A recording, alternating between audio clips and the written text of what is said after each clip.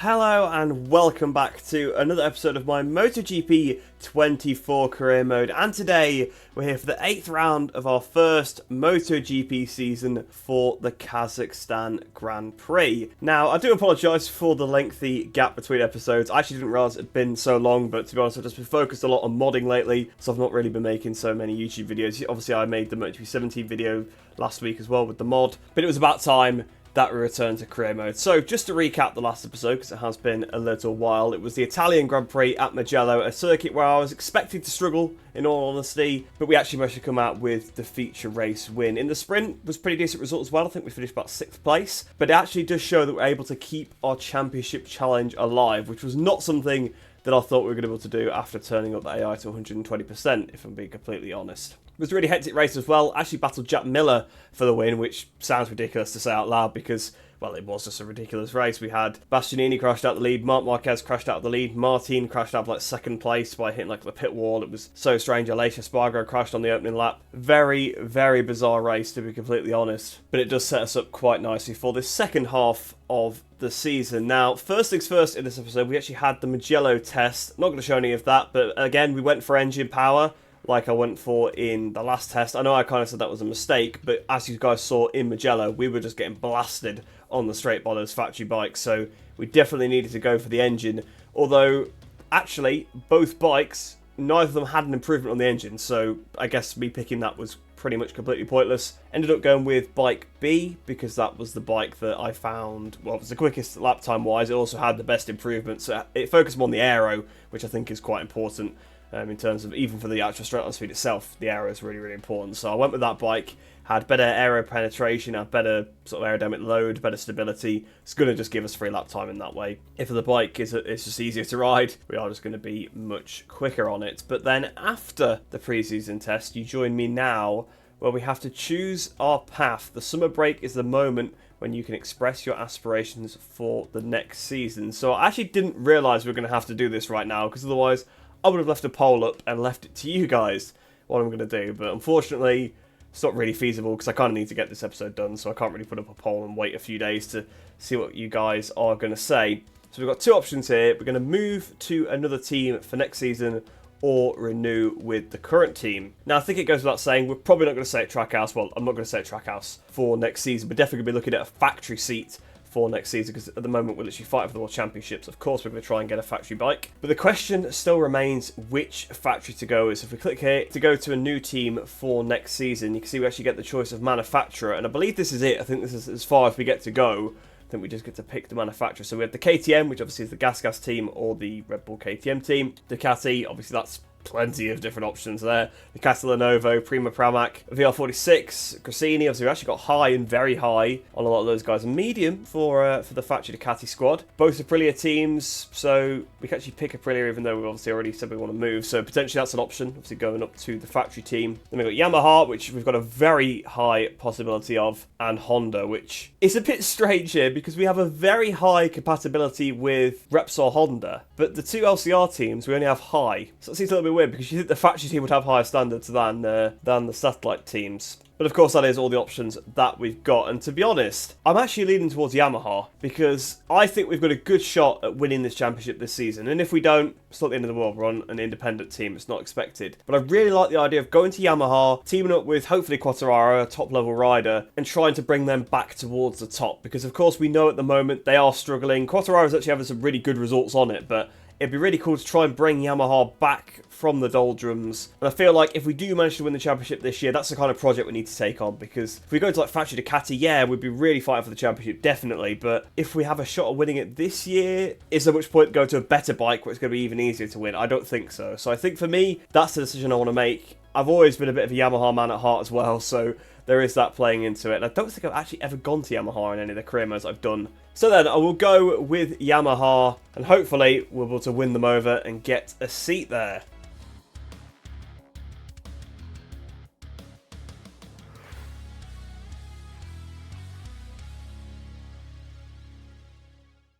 So of course we have now got a new turning point, as of course we managed to beat Aleix in the last one, which was our current turning point, so heading into the Kazakhstan GP. We've actually got to get in the top 5 within 4 GPs, so I don't know if that means finishing in the top 5 in each race. I imagine that's what it means, rather than the championship standings, because of course we're already there. So raise the level. Following an exciting start to the season, Biker wants to increase Trackhouse Racing MotoGP's ambitions. So there you go, finally a proper target, because so far it's only been expected us to finish in the top 15, which I think we've only failed on 2 occasions so far. One was a crash, one was a really poor qualifying. In fact, actually, I think we may have still achieved that in Le Mans. Actually, I think we've still got in the top 15. So, yeah, I think there's literally only been the one occasion that we have failed it. But if we look at the social media feed, then we've got Raul Fernandez. The MotoGP break is exactly what we need. It's been a tough season, and a few weeks of relaxation is the best remedy. So what can we say to... Oh, I can't say anything to that. There's no response to it. But Morbidelli, we can respond to. At this point, we've seen it all, but Biker and Yamaha would be an odd choice. Well, we know Morbidelli, he isn't a huge fan of Yamaha after the couple of seasons he had there, or quite a few seasons he had there. So let's see what we can say. So I don't comment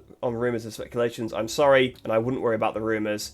I'm the fastest on the track anyway. So, you know, we're going to say that. It's upset Morbidelli a little bit, but, you know, it's a bit of a cheeky comment for him to sort of diss our decision, whether we're going to Yamaha or about Yamaha picking us, so thought we'd give him a little bit back. But there we go then, all the admin out of the way, so...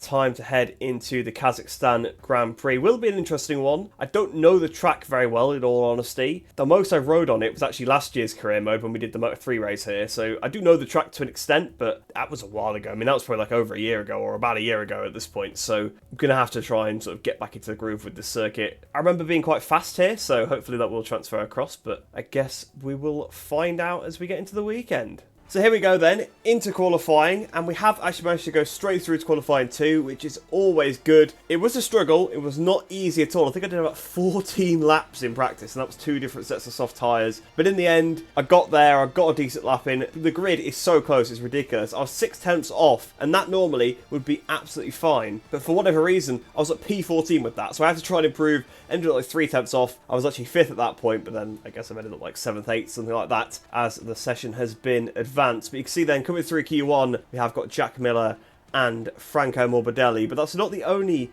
interesting thing out of this lineup. You can see we've got all 4 Aprilias, so the Aprilia probably making a bit of a step then after Mugello, although seems like I'm actually struggling a little bit more with it than I was before, although I think that's down to the circuit more than anything. And Fabio Quartararo also getting through once again. So maybe that Yamaha move not looking as bad as Morbidelli thought, but I'm sure he'll show us what he actually thinks on the circuit after the old social media little conversation that we had. But yeah, pretty interesting track. Quite a fun little track, actually, to be fair. I mean, it's kind of a shame they're not going here in real life, because out of some of the new ones that they've added, this is actually pretty decent. So I remember the Kimi Ring, that was never that great, so I wasn't exactly... In fact, I was pretty happy to see the back of that, if I'm not going to lie. I think the best race I had there was probably the last one I did on MotoGP 22, when I actually called it the Kazakhstan Grand Prix, because I was using the 23 mod at the time. That was probably about one of the better ones I had. I think I just cleared off in that one, if I'm not mistaken, but that was about the best performance I had. I had some okay races there in MotoGP 20, to be fair. It's probably about the game I would have played it the most. But yeah, it's wasn't one I was too upset to see the back end of. But this one is pretty decent, to be fair. I mean, the first sector isn't great, but there's a nice little bit here after the double rights I quite like. Although at this point, the tyres are so cold. There's nothing I can do. I have noticed that it's actually quite difficult to get the tyres up to temperature here. I mean, where am I going even? I've just kicked up a load of gravel. My teammate comes flying past me. But this is probably my favourite part of the track. Sort of this right hand here, and then flick it into this little left. And, okay, we've had a massive high side there on the change of direction. Not what we wanted to do at all. So I was like, oh yeah, guys, I really like this part of the track, and then immediately crash. And then you flick it into that one as well. It's my favourite sequence on the circuit, but obviously tyre temperatures would not allow that one to happen. But it does at least give us some clear air, which I have actually found seems to work for me better here than following. So I tried to follow Bagnaia in practice. I actually went slower, so he pulled away from me, but I felt like it wasn't much of a tow, like a benefit that I usually get when I follow the AI. And to be honest, I really think we haven't got any temperature in the tyres. I don't think we're going to actually be in the window for the lap, so we're probably going to actually have to do 2 out laps here, which is... and we've crashed again. Great, fantastic. That's a really good way to start qualifying. 2 crashes already. But yeah, like I said, the tyre temperatures aren't really there. The front tyre is just about there now, so we'll see. We can probably heat up the rear throughout the lap, so I'll send it anyway, and we'll see what happens. Probably another crash. I think the top AI will do 34s in this session. A decent lap time would just be probably a mid to low 35, but I think the top guys at the pole position is probably going to be a 34 something. Yep, so 34.6 for Bagnaia. What are we going to do on this opening lap? Looks like it's probably going to be a 36 or something. Just about 37.0 actually, so 2.4 off. Really not good at all, so definitely going to have to go again. That'll certainly be 12th place. This is going to be an improvement, but I don't know if it's really going to be by enough towards the line. What's that then? A 35.8, so yeah, not too bad, but still only 9th place, so not great. 1.2 off pole still, so that's we're lucky to be. It's crazy, you can be 9th, 1.2 off in this session, yet I was 0.6 off in the other session, that's 14th. Just shows how close it is, but how much the top guys can really turn up when it comes to qualifying. So no improvement that time around. We've got Bagnaia behind us, so we'll make sure we get out of the way so we don't pick up a long lap. We're going to make our way back to the pits. Not much fuel on board of the bike, so we've got to make sure we get around and don't run out, otherwise that will be our session completely over. Okay, so I've just been back to the pits because I was out of fuel, basically, so I need to go back. And we actually had bike damage from those first couple of crashes at the beginning of the session. To be honest, I'd completely forgotten about them until I went back to the pits and it said I've got damage. So we're actually on the second bike now, we've swapped that. You could fix it, but I didn't know how much time it was going to take in the session, and I thought, well, it takes no time to just swap to the second bike, so we'll do that instead. So we're actually on the B bike, but they're the exact same, so like obviously there's not even like in real life how there's a little difference and people don't like the second bike as much. There's literally going to be no difference, it's a game, so we'll see. Hopefully we could go a little bit quicker now the bike isn't damaged, but I doubt it. And again, it does seem like tyre temperatures are at a bit of a premium here. I do seem to find that on this game. You come out the pits with such cold tyres, it's really difficult to actually build the temperature into them, especially with a couple of long straights here. Right, so I've tried to deliberately build up the rear temperature, but I think that's allowed the front to dip a little. Although I'm hoping, sort of into the last corner, trail brake on the left of it should get that last left-hand side up to temperature. Fortunately, we didn't lose our next lap there, because we could very easily have done, because sometimes it does do that. If you get one in the last sector, obviously we didn't gain anything from it, but you know what the game's like sometimes. But here we go then. Let's see, can we improve on the 35.8 we've got? Down to 10th on the grid as well now. So actually behind our teammate. Where is Fernandez actually? He's in the top 7 at least. Okay then, here we go. We're down to 11th now. We're going to have enough time to do one more lap. So it's going to be all or nothing. We've just got to absolutely send it on this lap. Right, okay, we're under by about half a second. So coming towards the line, where is this going to put us? 7th place, pretty good. Pretty much what we did in free practice there. There actually was a potential to go quite a few tenths quicker than that, because into one of the fast rights, I just completely messed it up. I went a bit too hot in there, which then compromises you run through the left. And if I'd actually hit the apex perfectly, I actually probably had 2 or 3 more attempts in that. So I actually could have potentially been challenging for a 4th place there, and that would have been a 30... Actually, still would have been a 35, sorry, if I got 4th place. But there was potentially a 34 in there, so we could have just about maybe beat Morbidelli. But you know what, I'll take it. We've out-qualified our teammate, that's all we needed to do. We've actually out-qualified Aleix as well. Aleix a little bit further back, but you can see pretty compact field, to be fair. 1.2 seconds separating Bastianini from Quartararo, who, to be fair, is a bit out of his depth, I guess, still on that Yamaha. But of course, that red 23 is our target, our championship rival. He's starting on pole once again. Really unrealistic, to be honest, how good he is in qualifying, but at least it's keeping the season interesting, I suppose. So, yes, we head into the sprint race then. That is our target. Try and move forward, do some limitation to Bastianini, because I think we're going to struggle to get on the podium here or fight for the win or anything like that. But if we could try and move forward a couple more positions, we could hopefully maybe get some damage limitation to him. And you never know, he might get a bad start, and if we can get in front of him, even if we're both a bit further back, that's still a bonus, because I think there's like 1 point separating us or something like that. It's crazy. So really every point counts at this point, really, to be honest.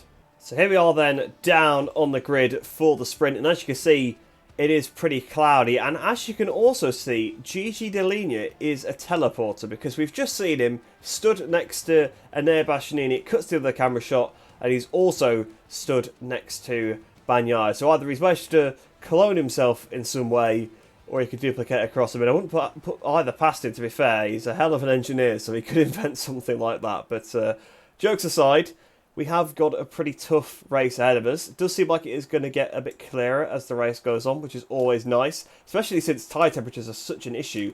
at this circuit, it seems. But yeah, it is going to be a bit of a tough race for us. I mean, hopefully the temperatures won't be as bad as they were in qualifying, because obviously we're coming out of the pits, but even still, we're going to have to push hard to keep the temperature in even these soft tyres. Now, of course, like I said, Bastianini is our main target, but we have got to actually get in the top 5 here, because that is our turning point. Also, race objective top 15, so at worst, we want to get in the top 15, which I think we should be able to do fairly easily. But really, minimum is a top 5 then to actually try and progress that turning point. So without any further ado, let's get this MotoGP sprint started, and hopefully we can move forward a couple of positions. Still a few more moments and Bastianini will dart from pole position.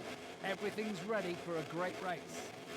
So there we go then, Bastianini on pole position. We've got to hope that he gets a bad start. Hopefully Maverick on the inside could get a good start there. He could really help out his fellow Aprilia brethren here. But here we are then, the lights are on. Waiting to go here for this Kazakhstan sprint.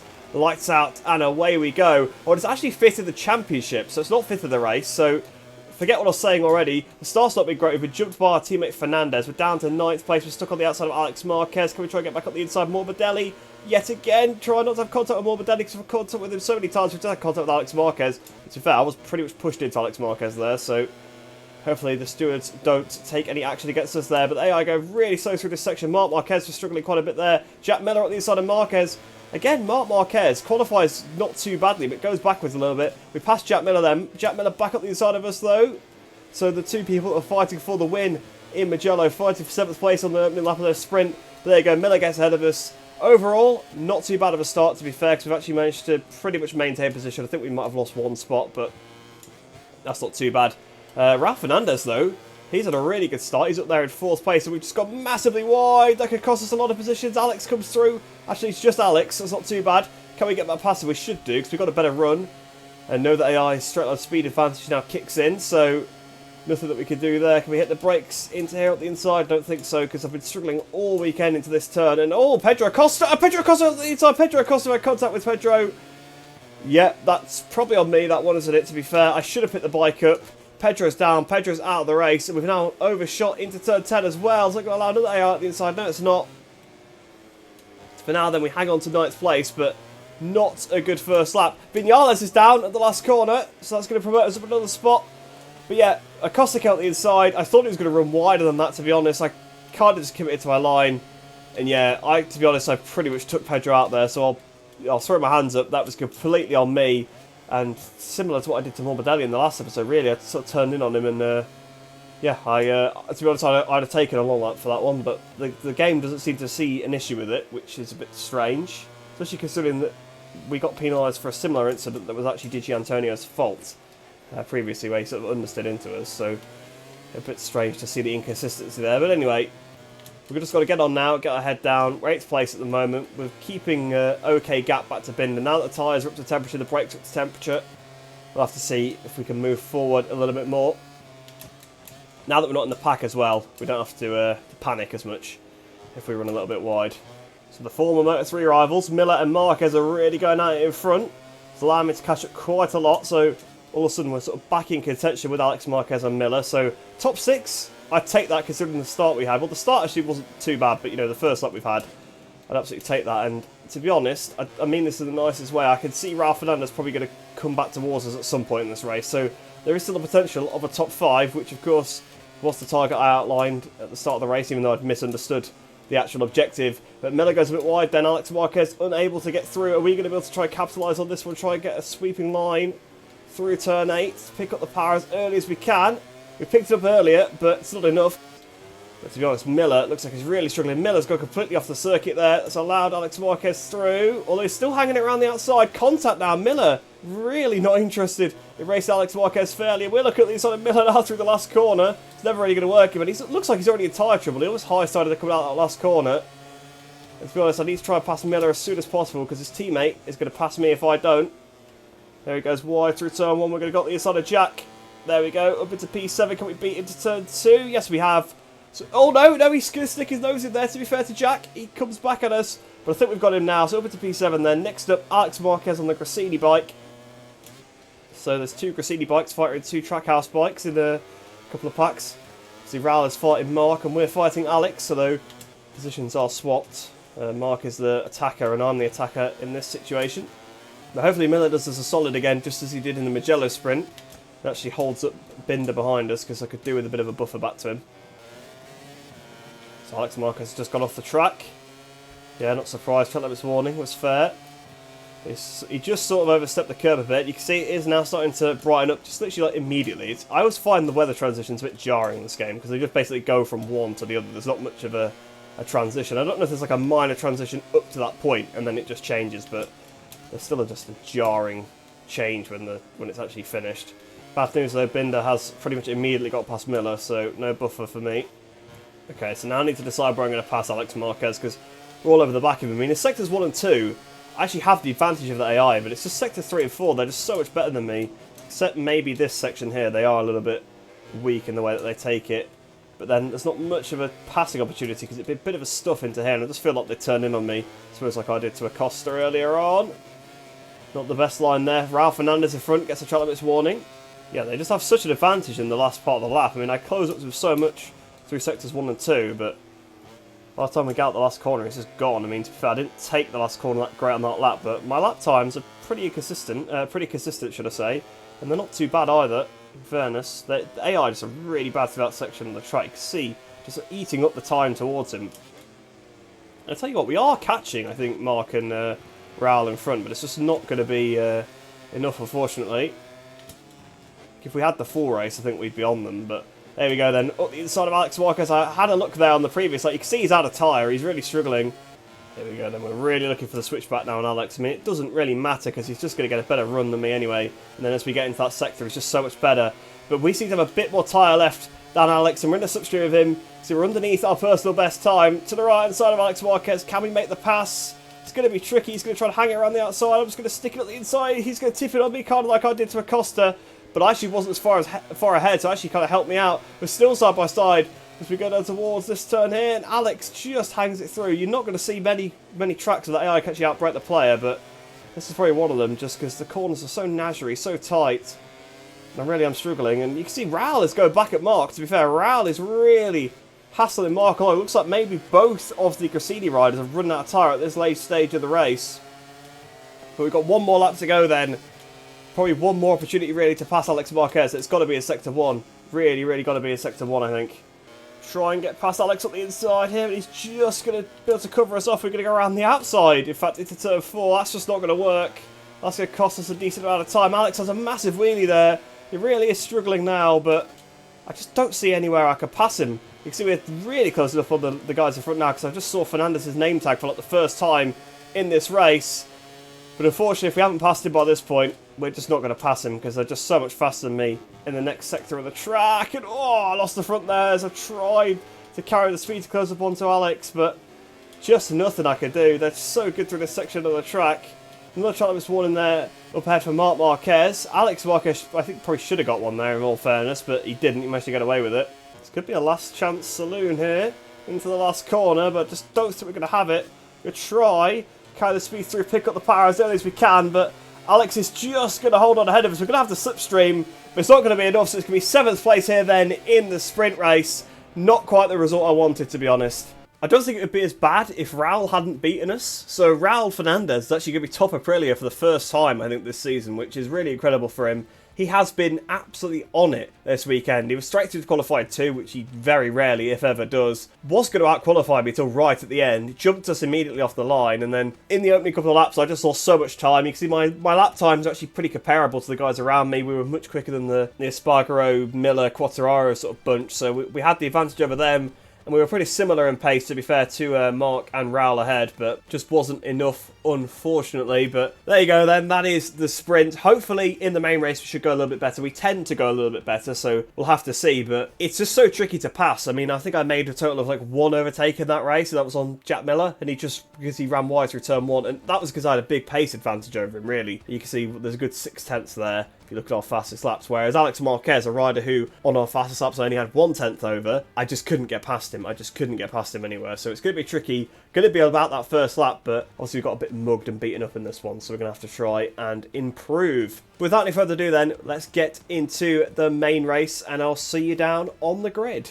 Well, if Gavin Emmett is to be believed, he's just said that AI have gone for hard fronts, so there's going to be a lot of crashes in this race, I predict. I genuinely think that's why the main races seem to be so crazy compared to the sprint races, because they all pick like a harder tyre, whereas in the sprint they obviously use a soft tyre. I actually did see someone say that they think the AI uses the same set of tyres the entire weekend, which would actually make sense to see why you see them crash so much in the main race and why they tend to be perhaps a bit slower than in the sprint, because they probably start in the race with a worn tyre. I don't know if that's true, but that is what someone said they thought was happening, and they looked at an AI at the start of the race and they looked like they had a pretty chewed up tyre, but could have just been a visual bug. Probably doesn't actually mean that the tyre wear is like that. But yeah, it is at least sunny this time, so hopefully that will help us, because we definitely got quicker as the track conditions improved. Obviously, as always as well, we tend to improve towards the end of these races, so towards the end of the sprint races, so from about halfway through this one, we tend to get a little bit quicker, so hopefully we'll have that in our armour this time once again. But yeah, we just need to get off to a better start, try and get ourselves in that top 5 early on, and then just see if we can stick there, because I don't think we're going to keep it with the Ducatis today, the GP24 Ducatis at least. I think they've just got a bit too much on us, but I think we can beat the GP23s, and we certainly need to be beating Ralph Fernandez. Still a few more moments and Bastianini will dart from pole position. Everything's ready for a great race. I actually completely forgot about Vinales there on the inside of the front row. So he crashed on the first lap of the sprint, so he'll definitely be a factor in this one. But the lights are on then, waiting for them to go here for the Kazakhstan Grand Prix. Lights out and away we go. And again, the initial launch, not great, but honestly not too bad as we go down towards the first corner. Where are we going to find ourselves? People could be aggressive at the inside. We've got a chance there. Miller's hit us. We had to pick the bike up not to crash. Fabio Quartararo's at the inside of us. Marc Marquez really struggling this time. He's going a bit backwards. In fact, I think he did that on the initial start actually as well, the sprint start. And we've picked up a track limits warning already, so we didn't get one in the sprint, surprisingly actually, because I've been going off the track a lot so far this weekend, but we've already picked one up in the main race, so we'll try and find our way through on this opening lap. Binder already ahead of us, who wasn't ahead of us in the previous race. Ralph Fernandez on the outside curb there as we go up the hill through turn 5. So, not the best start, ninth place. We go to the outside. We're going to pick up another track this morning for that, surely. No, we're not. We've lost the position to Aleix. Had to go that side trying to avoid Brad Binder because he got such a bad run. But unfortunately, it's really, really cost us a lot on the front end there on the curb. Really was terrible. We've now been overtaken by Fabio Quartararo as well. So, not the ideal start at all. Though, somehow we're still in front of Marc Marquez, who's done an even worse start than us. Down to 12th place. But let's watch him fly past us here. We'll have to watch out that we don't have the contact with him like we did with Pedro. I think he's just going to take my line away from me anyway by the time we get here. And speaking of Pedro, he is behind us again going into this turn, but thinks better of it on this occasion. And wow, I really said I needed a better start. We've gone back to 12th place. We really, really haven't had a good first lap here. This track is just so nazary, so difficult. I know I said it's hard to pass, but also if you're offline, it's just not good at all. And the front tyre temperature really wasn't great on those opening few corners. And that's cost us dearly. Once again, we've lost so much track position. So it's going to be a hard slog here. It's not been a strong round for us. And Bastianini looks like he's on course to do the double, which would do some serious damage to us in the World Championship. And we almost hit Marc Marquez there through turn 1. I got that a bit wrong. But that is probably one advantage we have got, is that we've got Marc Marquez in front of us. He will probably make a gap for us to go through. That's for sure. Although we can't afford to sit too long behind him, to be honest. He looks like he's struggling a little bit again through Sector 1. We're looking for an outside move through turn 4. Never really going to work. Is it maybe on the exit, though? Can we try it? A bit cheeky. Never was really going to work, but I just thought I'd try something a bit different. Because, again, we sat an entire race basically behind a Cristina Ducati already. We know they're difficult to pass. So you've got to try some different things from time to time. Oh, someone's down! Oh, it's Raul! Raul's down! Oh, bless him. He has such a good sprint, he has such a good weekend. Down he goes. There wasn't even a yellow flag for that, but I actually saw that he was off there. Well, I just saw it was his helmet, but that's a shame. Ralph Fernandez is out the race then, so no worries about being the second Trackhouse bike in this one, but that's not the way I wanted to do it. I wanted to beat him on track, and he's had a phenomenal weekend, and that is a shame. That really is a shame for Raul. We need to start trying to pick it off a few, I think, on this next lap, because otherwise we are just going to lose too much touch with the sort of the top 5. Still just about to see Alex Marquez up the road there, and we know we have similar pace to him, so if we can just keep him in sight, we could still fight for sort of that position, which looks like it probably is about 5th or 6th. Looks like the GP24s are really on song here though. The only guy that's not a GP24 at the front is Maverick Vinales. And again, just nowhere where I can see him overtake Marc Marquez. Like, there's nowhere that I have an obvious advantage that you can really overtake. The first sector I have an advantage, but it's not really somewhere where I can pass unless I'm right on the back of them, which I'm not because I'm so bad through the last sector. And well, okay, we've just punted Marquez a little bit there. I'm going to let him keep that spot actually because I didn't mean to do that at all. Apologies, Mark. Didn't expect to run into the side of him there, but that's created a bit of a gap now. So Maverick Vinales in front, so... not Maverick Vinales, sorry, Aleix Spargro. Maverick's up in second place, of course. But here we go, we've got the run on Marc Marquez. Can we do what we couldn't do? Oh, Vinales! Oh, Bastianini! Bastianini's down as well. They're both down. And they're actually going to get back on in front of us. That is ridiculous. Oh, well, Vinales might just drop in behind me here. We're going to try and take advantage, try and pass Marquez maybe as well. The inside. It's about the most aggressive we've been all weekend on the brakes. Oh, Marquez just keeps in front of us. And Vinales is going to try and take advantage, but I'm not having any of that. But there you go. This race has suddenly changed. Bastianini crashes out the lead once again. 2 races in a row he's done that now. And all of a sudden, he's right there. He's just a couple of spots in front of us. So we can actually have a bit of a battle with him potentially.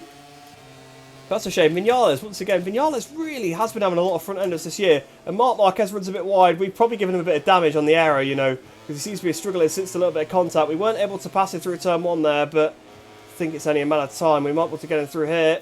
We picked up another track limits warning. But there we go, we've passed Mark now then, up into 9th place. Next then, Fabio Quartararo, our potential future teammate if we do go to Yamaha next season.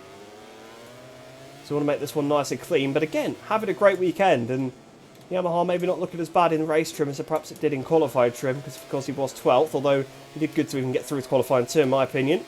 It's a pretty close pack though in front. Aside from the top 3, Bagnaia and the 2 Pramacs that have pulled away, the rest of the pack is pretty close. So as this race progresses, if we do improve in pace, there's definitely some scope to move forward, and we've already shown that I think we're a bit more racy in this one. I think we're a bit able to perhaps pick a few more places to pass, because we look like we could pass Marquez in perhaps a few places, and that just wasn't the case in the sprint. We're looking like we're going to be able to pass Quartararo, who's actually looking like he's been held up by Bastianini. That was not really where I was expecting to go for. I was just trying to go through there and get the run on them, but I almost actually sent it up the inside of Fabio, and Fabio, yeah, it's really looking all over the back of Bastianini. So I think Bastianini is probably struggling. And through turn 1 here, we're going to try and take the tight line on the inside of Fabio. Can we do it? We're going to probably have to try and race it down towards turn 2, which we had to do with Miller in the sprint race. You don't win that race. But at the inside, we now go of him. So he makes a mistake through turn 3, up into P8 then. Next up then, Enea Bastianini on the factory GP24. Can we try and find a way past him? Because it looks like he's struggling. Yeah, he is. I mean, look at that. We're basically running around the outside of him. As we go up the hill. I think Bastianini is pretty much easy pickings, and there we got the inside. There was a little bit of contact, although to be honest, I don't think we actually would have hit. I think it was the hitboxes being a bit off. But there we go, we're through. We're past Bastianini, so he's definitely picked up some damage from his crash. Definitely struggling. Does seem to be a mechanic in the game that when they do get back on, they are struggling. And actually, I tell you what, I said that the 3 guys at the front had pulled away. They actually haven't. I can see Morbidelli there, a couple of spaces up the road. So it's actually only Bagnaia and Martin that had pulled away. And now, to be honest, they look like they're spread out a little bit, but there could be a podium on the cards here. Yeah, it looks like Morbidelli's holding these guys up, to be honest. Alex Marquez, I mean, it's crazy because we're battling with the same people we were battling with in the last race, pretty much. Like, Alex Marquez, we obviously spent the entire sprint trying to pass him. We were ahead of Binder, we were ahead of Aleix. In fact, we pulled away from them, and it looks like we probably have pace over them again in this one, because we're gaining on them. You see, my lap times so far actually aren't very good. They're only 36s, so just show that there's definitely more pace in the bike. And Morbidelli, where has he just gone? He's gone to the car park there. That's cost him basically all those spots there. He's been overtaken by Alex, he's been overtaken by Brad, and we are all over the back of him now. So, yeah, there definitely is a podium on the card. I said it was a potential, but immediately we're onto the back of them. And like I said, it is people that we were quicker than in the last race, so I'm not surprised. Just seems yet again, the main race has panned out in such a bizarre way. Definitely because there's just a few more people on the floor and a couple of people that are not in contention. So Ralph Fernandez is gone, obviously Vinales and Bastianini are both gone. Obviously, Vinales has gone last time, so that's 2 places gone. That put us up into like 5th place. Marc Marquez is further down the order, so yeah, it makes sense. We are fighting for pretty much the same position, because if you put Alex Marquez up 3 places, that is the podium. We are certainly being held up now at this point, though, by the guys ahead. Wow, what was that? Corner speed from Aleix was non-existent. We just completely run to the back of him, and that's going to be under investigation. I'm probably going to get a warning for that, which is pretty annoying. Because we've already got 2 track limits warnings as it is, so we've got to be careful in this one.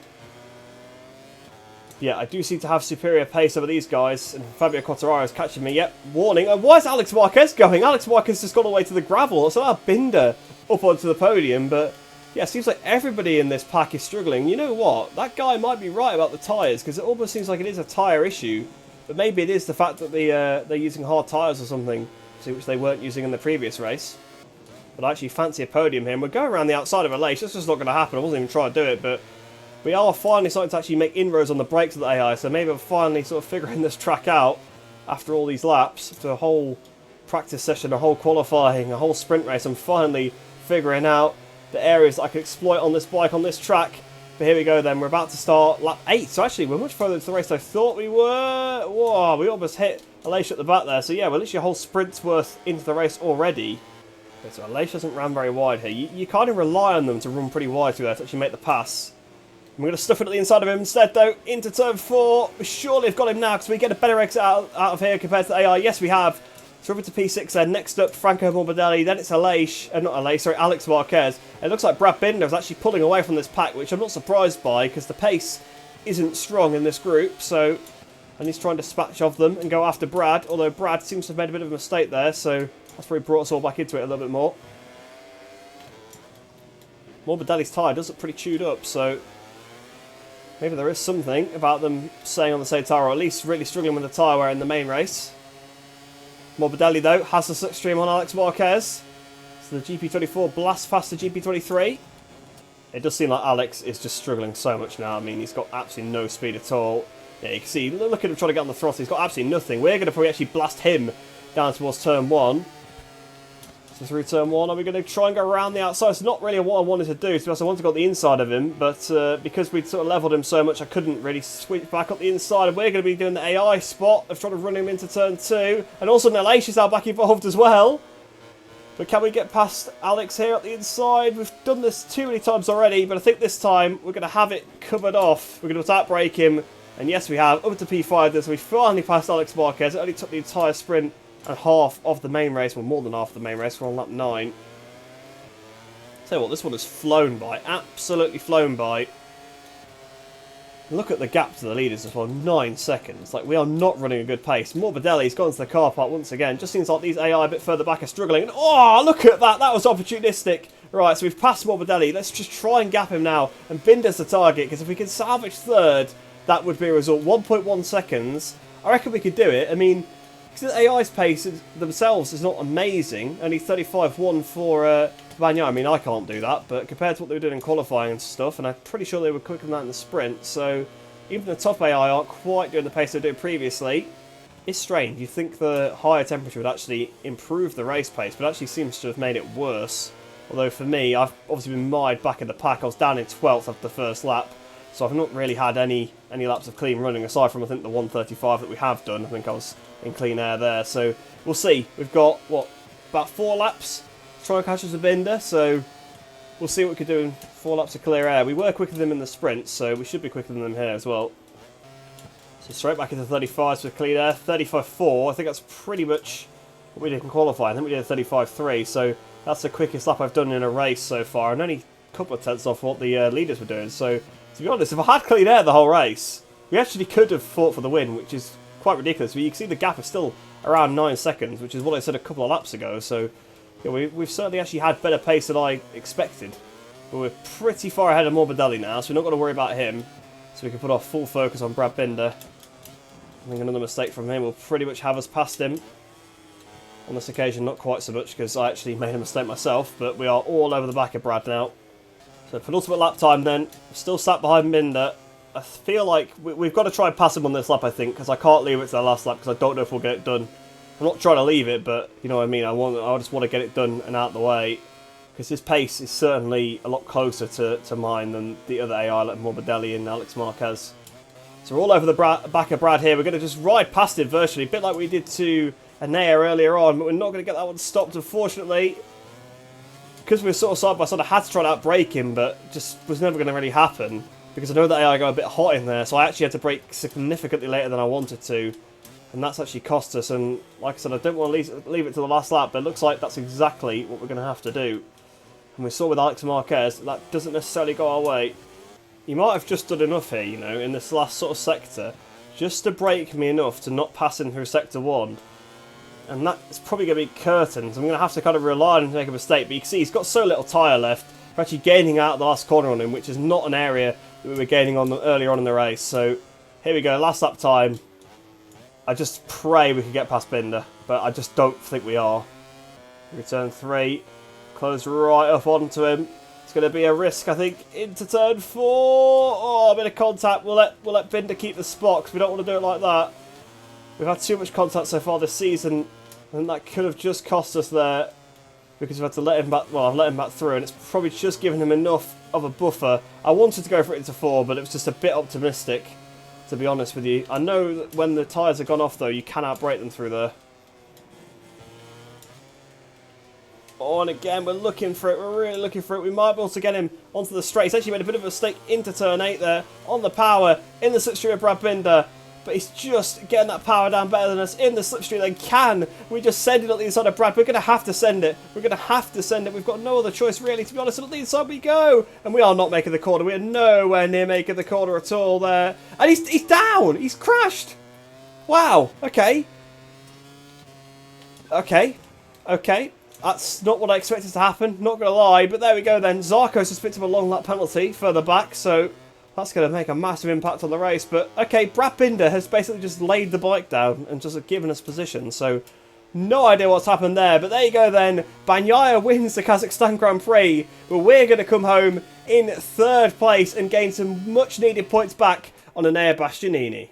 Bagnaia must have just hammered that 35-1 in, like, right at the start, just to break Martin, because he's actually got a big pace delta on him, about 0.4 of a second, and he's only 1.7 in front of him. In fact, we have a faster lap time than Martin. You can see we're only 10.0 seconds behind Bagnaia, and we were like 9 seconds and a few laps to go. We had all the battling with Brad, we ran off the track, we had contact with Brad, let Brad back through, and we still only lost about another half a second because we were like 9.5 with a couple of laps to go. So honestly, I think we could have won the race if we'd got a good start off the grid and we had a good first lap. We could have ran with them, but I just struggled so much when the tyres weren't in the window there, and battling the AI around here was just so difficult because it was so one line. You can see there was a few places where I had to try suddenly a bit special, it just didn't really work. But 3rd place, to be honest, I'll absolutely take that one. I think we really did a good damage limitation with that. So in the Riders' Championship then, I think overall that's a swing of 2 points this weekend, because I'm pretty sure I was about 1 point behind Bastianini going into this weekend.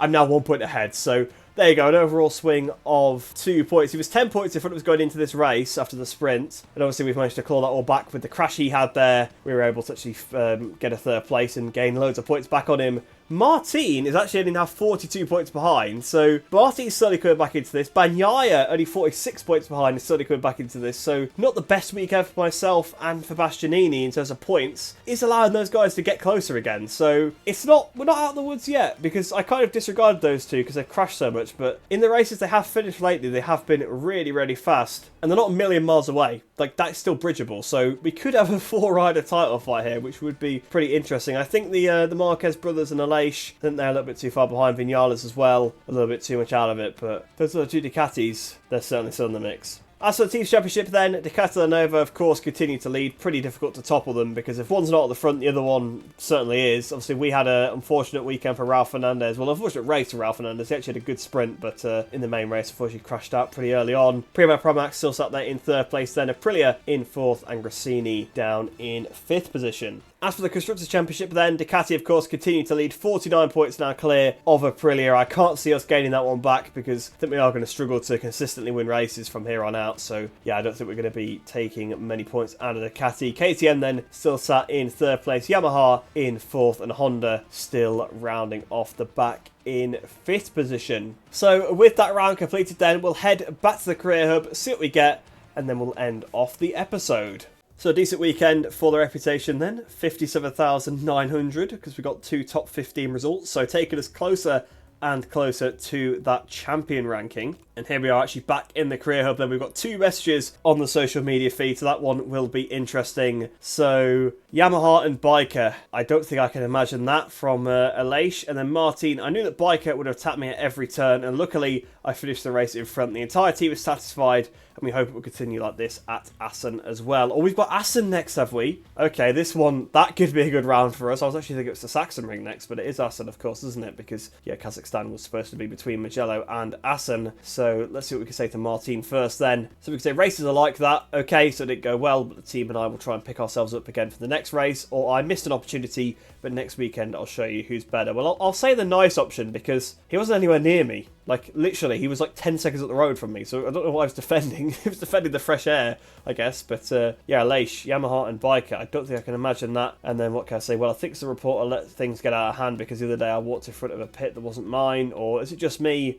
Or does it seem like everyone's constantly fixated on me? I'm not sure if I should feel happy or angry about it. Well, we'll be cordial with Leish for now. I know we said we're going to fall out with him after the incident at Catalonia, but I'll try and keep Aprilia on side because I do want some options for next season. But I am just thinking that potentially we're looking at a Yamaha ride for next year. Depends again on how well we do in the championship, of course. But that pretty much does bring this episode to a close then. So hopefully you guys did enjoy that one. A pretty decent episode overall. We actually managed to take the lead of the championship back for the first time since the 120% AI change, I believe. So that is a good sight to see. Heading into a round that also I think will be very, very strong for us Assen. It usually is a strong circuit against AI. So I'm hoping we might actually be back on the top step here. But, you know, not going to get too carried away or anything like that. If you're new to the channel, please do like the video and subscribe because it really does help me out. And of course, it is a win-win for both of us as you get some more MotoGP 24 game content in your subscription feed. But I do hope you enjoy the rest of your day. I hope you'll stay safe and I shall see you in the next one.